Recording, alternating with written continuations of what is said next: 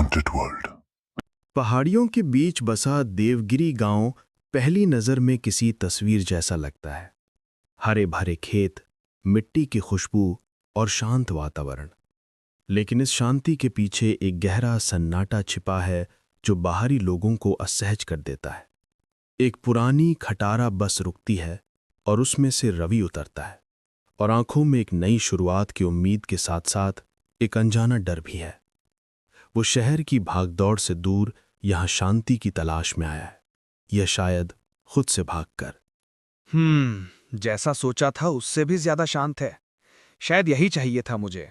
तभी उसकी नजर पास की एक दुकान पर पड़ती है जहां पार्वती बैठी ग्राहकों का इंतजार कर रही है।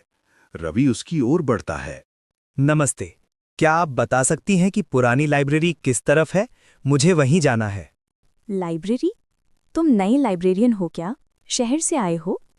जी, मेरा नाम रवि है। मैं पार्वती। अकेले आए हो? हिम्मत है तुम्हारी। वो लाइब्रेरी बस नाम की ही लाइब्रेरी है, सालों से बंद पड़ी है। कोई उधर जाता नहीं। क्यों? सरकार ने मुझे इसीलिए तो भेजा है ताकि उसे फिर से शुरू किया जा सके।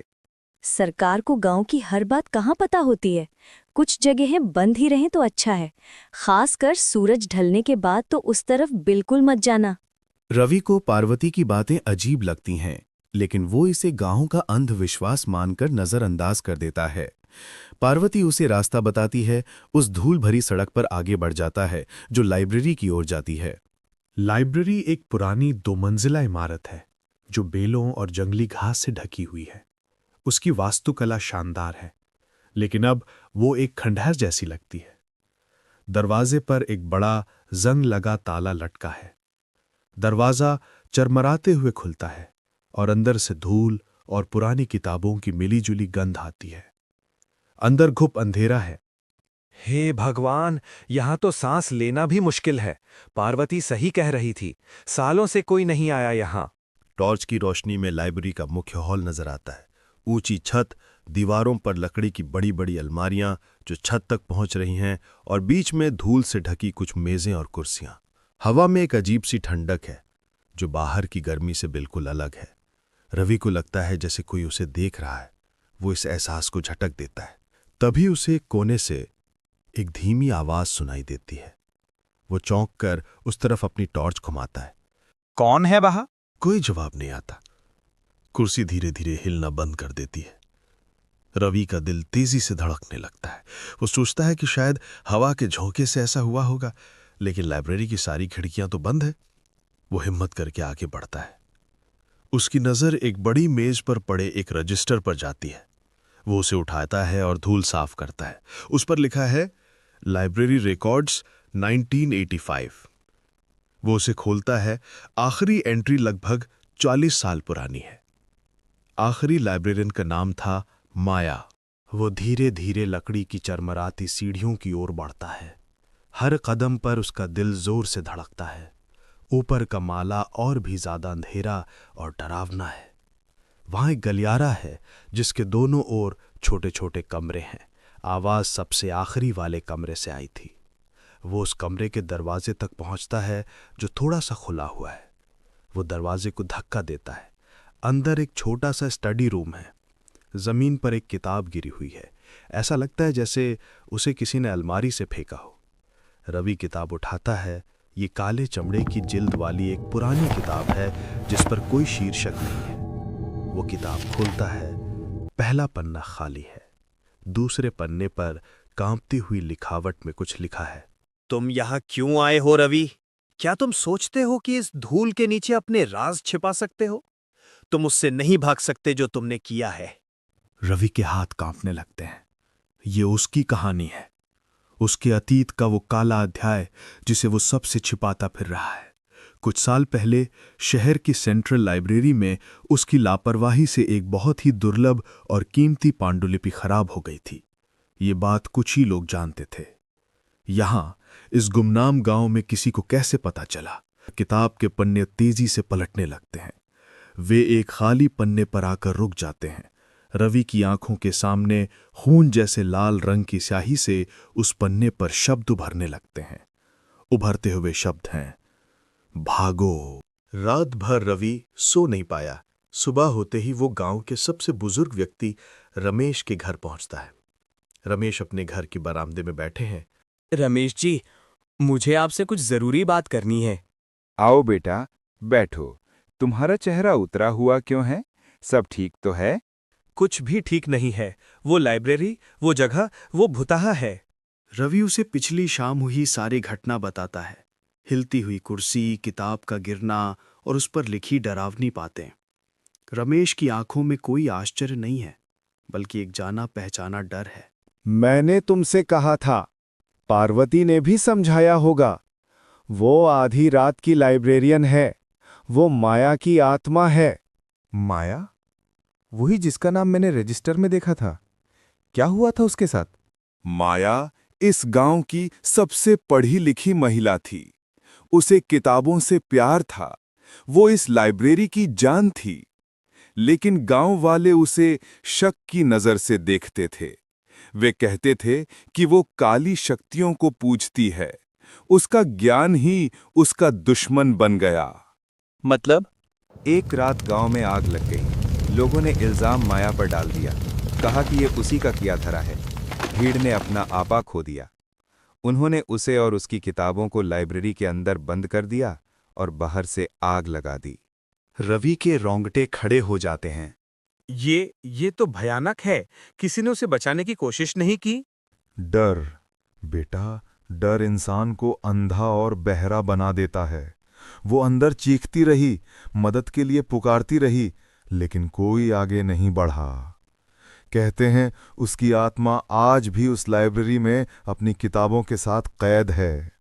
वो उन लोगों को नहीं छोड़ती जो उसकी शांति भंग करते हैं। वो उनके सबसे गहरे राज जानती है और उन्हें किताबों में लिखकर उन्हें पागल कर देती है। लेकिन मेरे राज उसे कैसे पता? वो सिर्फ एक आत्मा नहीं है, वो एक लाइब्रेरियन की आत्मा है। किताबें और कहानियां उसकी दुनिया हैं। वो हर कहानी जानती है, खासकर वो जिन्हें छिपाया गया हो। तुम उस जगह को छोड़ दो बेटा, ये तुम्हारे लिए नहीं है। रवि रमेश की बातों से डरा हुआ है, लेकिन उसका तर्कवादी मन इसे मानने को तैयार नहीं है। वो सोचता है कि शायद कोई उसे डराकर भगाना चाहता है। वो देवगिरी के छोटे से पुलिस स्टेशन पहुंचता है। इंस्पेक्टर विक्रम सिंह अपनी मेज पर बैठे हैं। मेरा नाम रवि है। मैं नया लाइब्रेरियन हूँ। मुझे पुरानी लाइब्रेरी के बारे में कुछ शिकायत दर्ज करवानी है। लाइब्रेरी? क्या हुआ? चोरी हुई? नहीं, मुझे लगता है कोई मुझे डराने की कोशिश कर रहा है।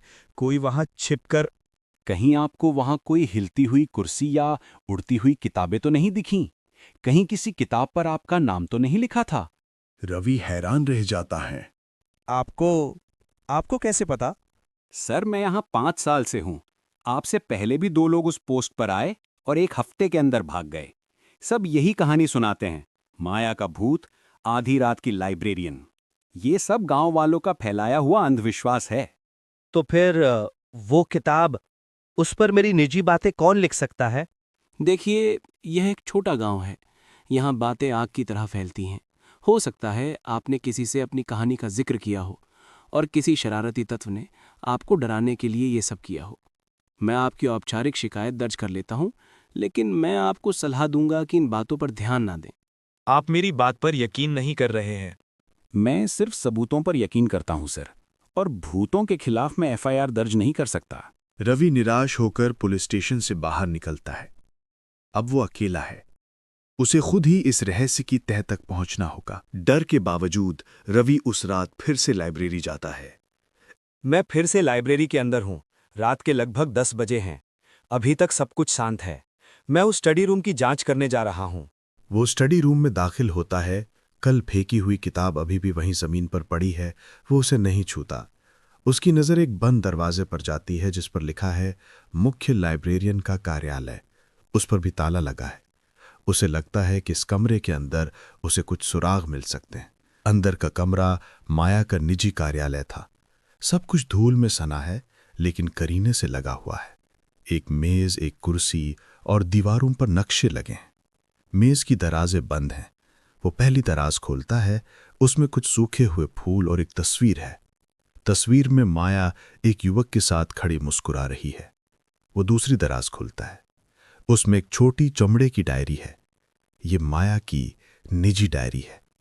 रवि का दिल धड़कने लगता है। शायद इसी में सारे जवाब छुपे हैं। वो डायरी खोलता है। शुरुआती पन्नों में किताबों और गांव के बारे में लिखा है, लेकिन जैसे जैसे वो आगे पढ़ता है लिखावट घबराई हुई और डरी हुई लगने लगती है। आज मैंने उन्हें फिर देखा। गांव के सरपंच और उनके बेटे, वे जंगल के पास उस पुरानी जमीन के कागजात बदल रहे थे। वो जमीन तो गांव की है, वे उसे किसी बाहरी ठेकेदार को बेच रहे हैं। मैंने उनकी बातें सुन ली हैं। वे बहुत खतरनाक लोग हैं। उन्होंने मुझे देख लिया। उनकी आंखों में लालच और नफरत थी। मुझे डर लग रहा है। अगर मैंने किसी को कुछ बताया तो वे मुझे जिंदा नहीं छोड़ेंगे। मुझे सबूत इकट्ठा करने होंगे। मेरे पास सबूत हैं। मैंने असली कागजात इस लाइब्रेरी में ही कहीं छिपा दिए हैं, एक ऐसी किताब में जिसे कोई नहीं ढूंढ सकता। अगर मुझे कुछ हो जाए तो याद रखना, सच्चाई हमेशा पन्नों के बीच छिपी होती है। वे आज रात आ रहे हैं। इसके बाद के पन्ने खाली हैं। रवि को सब समझ में आ जाता है। माया को भूत प्रेत के लिए नहीं, बल्कि एक सच को उजागर करने के लिए मारा गया था। आग सिर्फ एक बहाना थी। असली मकसद सबूतों को नष्ट करना था। उसे अपने कंधे पर एक बर्फीला स्पर्श महसूस होता है। वो धीरे धीरे पलटता है। उसके ठीक पीछे माया का भूत खड़ा है। उसका चेहरा गुस्से से विकृत है, आंखें जल रही हैं और उसके शरीर से धुआं निकल रहा है। वो हवा में थोड़ा ऊपर उठी हुई है। तुमने मेरी डायरी पढ़ ली, अब तुम भी इस राज का हिस्सा हो। वे तुम्हें भी नहीं छोड़ेंगे। मैं तुम्हारी मदद करना चाहता हूं माया। मैं तुम्हारा सच सबके सामने लाऊंगा। सच? इस गांव में कोई सच नहीं सुनना चाहता। वे सब डरपोक हैं। उन्होंने मुझे जलते हुए देखा और कुछ नहीं किया। अब मैं उन्हें उनके डर की आग में जलाऊंगी। ये लाइब्रेरी मेरा मकबरा है और जो भी यहाँ आएगा वो यहीं दफन हो जाएगा। एक बड़ी अलमारी रवि की ओर गिरने लगती है। रवि चीखता है और आखिरी पल में एक तरफ कूदकर खुद को बचाता है। वो अपनी जेब से एक पुरानी चीज निकालता है, एक छोटा सा लॉकेट। ये उसकी माँ का था। वो उसे कसकर पकड़ लेता है और आंखें बंद कर लेता है। माया, मैं उनसे अलग हूं।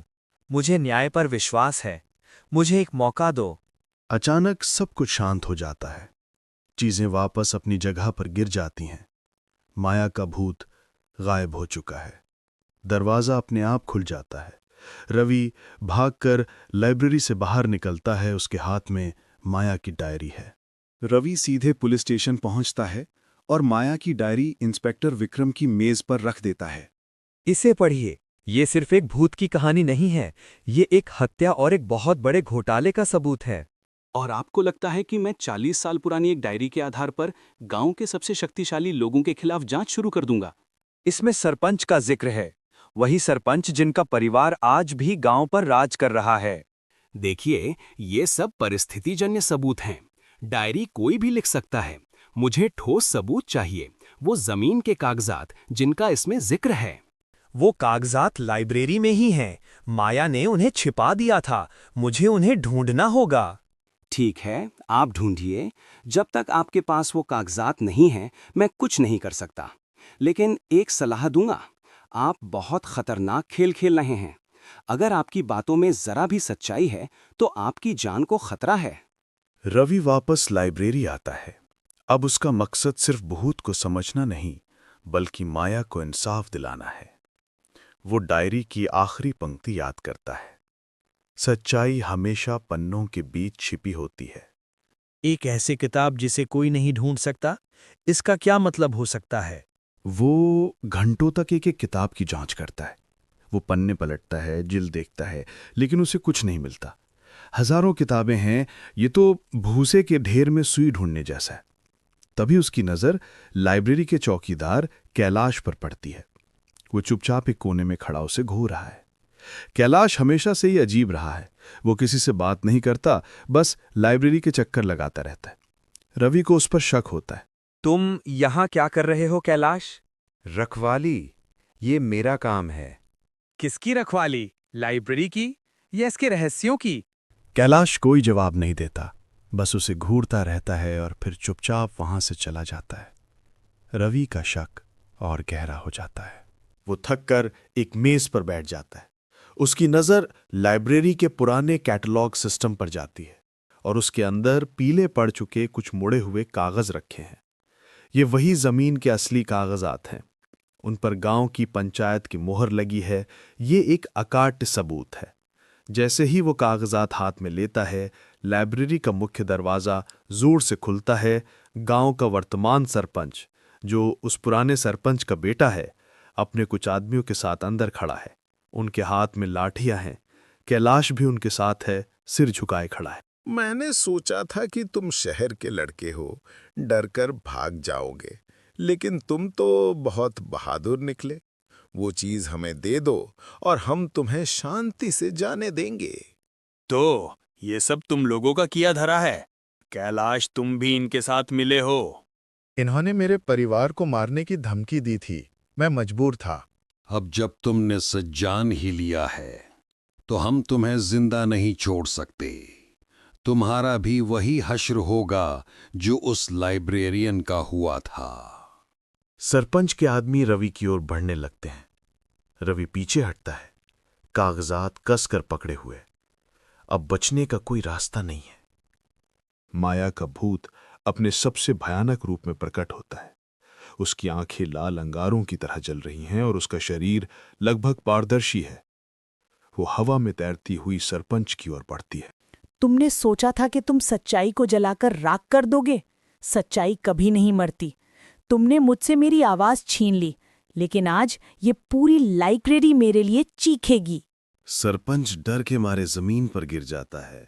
उसके आदमी चीखते हुए भागने की कोशिश करते हैं, लेकिन लाइब्रेरी के दरवाजे और खिड़कियां अपने आप बंद हो गए हैं। अदृश्य ताकतें उन्हें हवा में उठाकर दीवारों पर पटकती हैं। सिर्फ रवि और कैलाश को कोई नुकसान नहीं होता। माया का गुस्सा सिर्फ दोषियों पर केंद्रित है। माया सरपंच के ठीक सामने आकर रुकती है। तुमने और तुम्हारे बाप ने मुझसे सब कुछ छीन लिया, मेरा काम, मेरी किताबें, मेरी जिंदगी। अब मैं तुमसे तुम्हारी सांसें छीनूंगी। नहीं माया, रुको।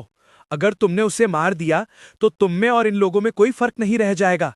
न्याय और बदला एक ही चीज नहीं है। माया एक पल के लिए रुकती है और रवि की ओर देखती है। तुम्हें इंसाफ चाहिए, है ना?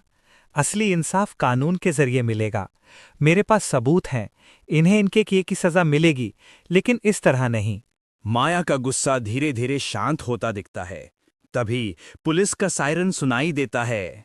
इंस्पेक्टर विक्रम अपनी टीम के साथ वहां पहुंचते हैं। शायद कैलाश ने उन्हें खबर कर दी थी। वे अंदर का नजारा देखकर दंग रह जाते हैं। इंस्पेक्टर विक्रम रवि के हाथ में कागजात देखते हैं। लगता है आपको अपने सबूत मिल गए। पुलिस सरपंच और उसके आदमियों को गिरफ्तार कर लेती है।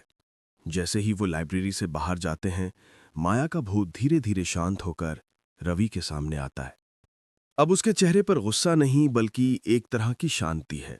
धन्यवाद रवि, तुमने मेरी कहानी को आवाज दी।